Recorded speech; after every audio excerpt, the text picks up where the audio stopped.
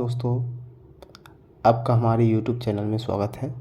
मैं आज only IAS के टेस्ट का रिव्यू करने वाला हूं, जिसमें मैं बताऊंगा कि ओनली आईएएस टेस्ट हमें क्यों रेफ़र करनी चाहिए, यूपीएससी माध्यम के लिए बेस्ट क्यों मानी जाती है और इसमें आपको परीक्षा के दृष्टिकोण से किस तरीके से सबसे ज़्यादा लाभान्वित कर सकती है। तो ओनली आईएएस टेस्ट का ये हम पेपर देखते हैं।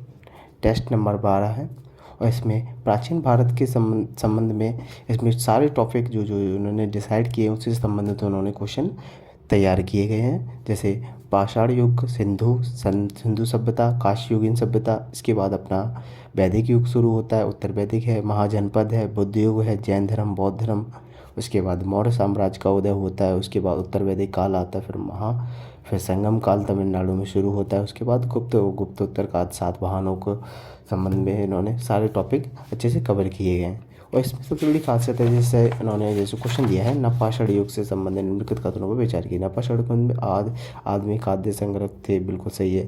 नपाषाण काल में काले रंग चंग कपास खेतु, बिल्कुल सही है।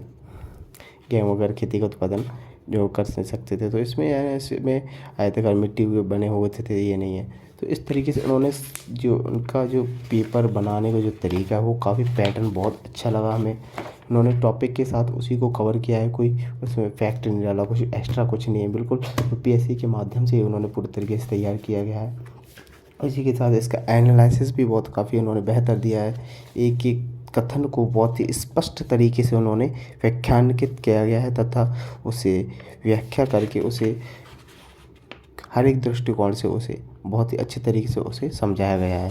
और इसी के साथ जैसे पेपर फर्स्ट ही है प्राचीन भारत, तो ये अपने इसका रिव्यू हो चुका है। इसके बाद सेकंड पेपर जो अपना है ओनली आईएएस का मध्यकालीन इतिहास। तो मध्यकालीन उत्तर गुप्त के बाद है ना पल्लव वंश आता है, चालुक्य वंश आता है, चोल वंश आता है 9वीं या 12वीं सदी के। उसके बाद गजनी के, फिर तुर्कों का आक्रमण के बाद दिल्ली सल्तनत स्थापित हो जाती है इल्तुतमिश के बाद। ठीक है, उसके बाद विजयमैनी साम्राज्य है, विजयनगर साम्राज्य है, मुगल साम्राज्य है, मुगल साम्राज्य के बाद मराठों का उदय होता है। मराठों के उदय के बाद तुरंत अंग्रेजी शासन की उसकी कंपनियाँ वगैरह स्थापित हो जाती हैं, तो जो यूरोपीय का आगमन हो जाता है। ठीक है, वहाँ से लगभग हिस्ट्री के लगभग 3 टेस्ट दिए गए हैं। 3 टेस्ट के साथ इसमें 2 टेस्ट ये हो गए हैं और 2 टेस्ट और हैं। एक टेस्ट मॉडर्न हिस्ट्री का होता है और 2 टेस्ट आर्ट एंड कल्चर के हैं। इसी के साथ ये अपना ये कंप्लीट हो जाता है हिस्ट्री। और इसी के साथ है पॉलिटी शुरू होता है इसमें, है ना, ऐतिहासिक पृष्ठभूमि के साथ, है ना, उन्होंने टॉपिक कवर किया। इसमें सबसे बड़ी खास ये चीज़ हमें अच्छी लगी, इन्होंने टॉपिक वाइज कवर किया है, उतना ही दिया है, उसमें कोई अलग से कुछ नहीं है इसमें, है ना।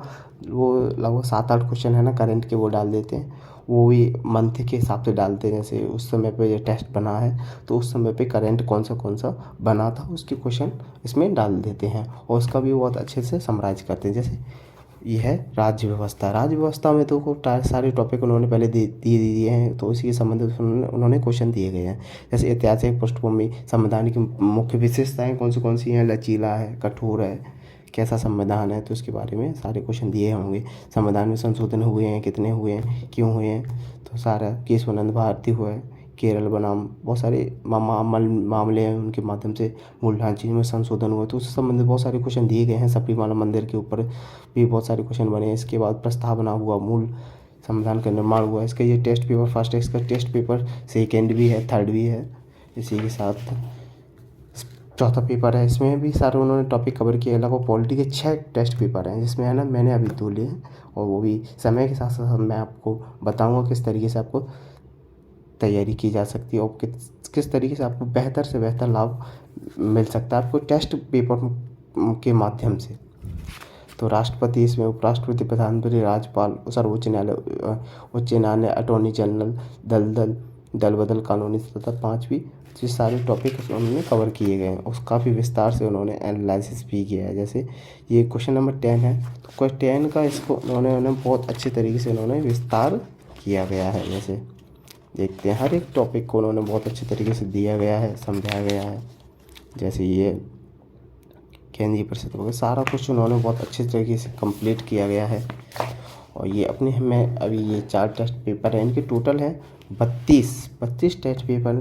32 टेस्ट पेपर के माध्यम से आपकी संपूर्ण तैयारी हो जाएगी। एंड इसी के साथ मैं अपने इसको समाप्त करता हूँ। धन्यवाद।